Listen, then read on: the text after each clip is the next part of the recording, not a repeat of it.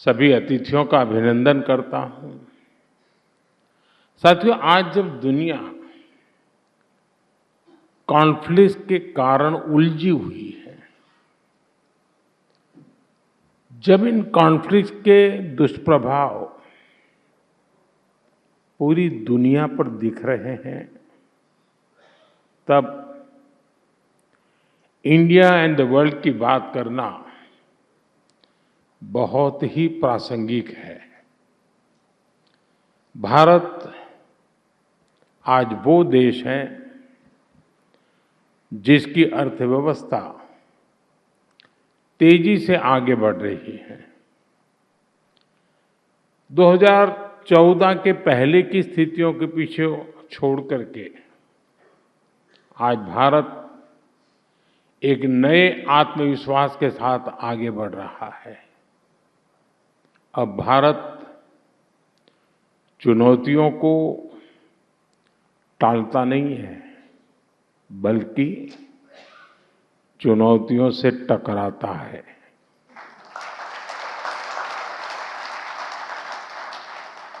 आप बीते 5-6 साल में देखिए, कोरोना की महामारी के बाद चुनौतियां एक के बाद एक बढ़ती ही गई है। ऐसा कोई साल नहीं है जिसने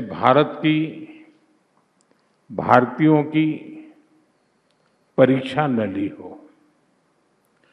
लेकिन 140 करोड़ देशवासियों के एकजुट प्रयास से भारत हर आपदा का सामना करता हुए आगे बढ़ रहा है। इस समय युद्ध की परिस्थितियों में भी भारत की नीति और रणनीति देखकर, भारत का सामर्थ्य देखकर दुनिया के अनेकों देश हैरान है। हमारे यहाँ कहावत है, सांच को आंच नहीं। 28 फरवरी से दुनिया में जो उथल-पुथल मची है, इन कठोर विपरीत परिस्थितियों में भी भारत प्रगति के, विकास के, विश्वास के संकल्प के साथ आगे बढ़ रहा है। इन 23 दिनों में भारत ने अपनी रिलेशनशिप बिल्डिंग कैपेसिटी दिखाई है, डिसीजन मेकिंग कैपेसिटी दिखाई है और क्राइसिस मैनेजमेंट कैपेसिटी दिखाई है। साथियों, जब दुनिया इतने सारे खेमों में बंटी हुई है, भारत ने अभूतपूर्व और अकल्पनीय ब्रिजेस बनाए हैं। गल्फ से लेकर ग्लोबल वेस्ट तक, ग्लोबल साउथ से लेकर पड़ोसी देशों तक भारत सभी का ट्रस्टेड पार्टनर है। कुछ लोग पूछते हैं, हम किसके साथ हैं? तो उनको मेरा जवाब यही है कि हम भारत के साथ हैं।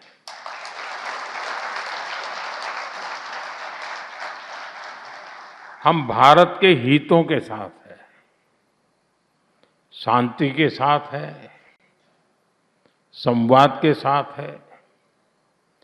साथियों, संकट के इसी समय में जब ग्लोबल सप्लाई चेन डगमगा रही है, भारत ने डाइवर्सिफिकेशन और रेजिलियंस का मॉडल पेश किया है। एनर्जी हो, फर्टिलाइजर हो या एसेंशियल गुड्स, अपने नागरिकों को कम से कम परेशानी हो,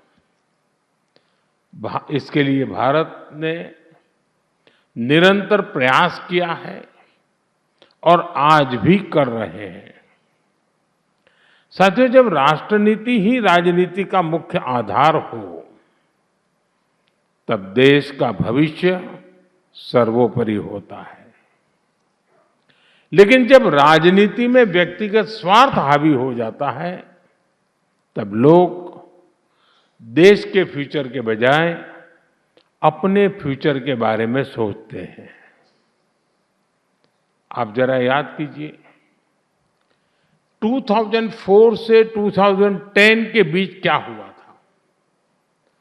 तब कांग्रेस सरकार के समय पेट्रोल, डीजल और गैस की कीमतों का संकट आया था और तब कांग्रेस ने देश की नहीं बल्कि अपनी सत्ता की चिंता की। उस वक्त कांग्रेस ने 1,48,000 करोड़ रुपए के ऑयल बॉन्ड जारी किए थे और प्रधानमंत्री मनमोहन सिंह जी ने खुद कहा था कि वो आने वाली पीढ़ी पर कर्ज का बोझ डाल रहे हैं।